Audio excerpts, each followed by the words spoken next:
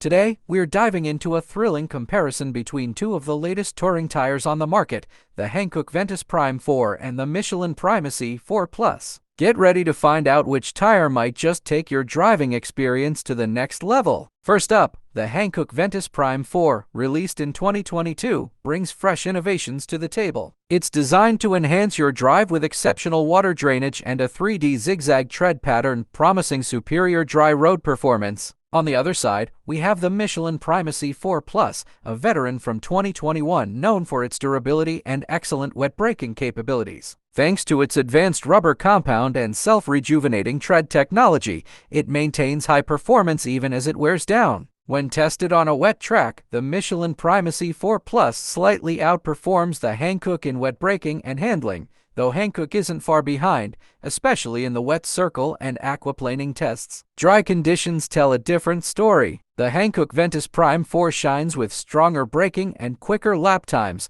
thanks to its innovative tread design that grips the road tightly. Comfort is crucial, and here, both tires score highly, with Michelin taking a slight lead in noise reduction, offering a quieter ride at 70.3 decibels compared to Hankook's 72.8 decibels. Fuel efficiency is another battlefield. The Michelin Primacy 4 Plus edges out with a lower rolling resistance, which could mean savings at the pump over time. So, which tire should you choose? It depends on what you value most. If you're after a quieter, slightly better performing tire in wet conditions, Michelin might be your pick. However, if dry performance and innovative design are your priorities, Hankook could be the better choice. Thanks for watching, and don't forget to subscribe.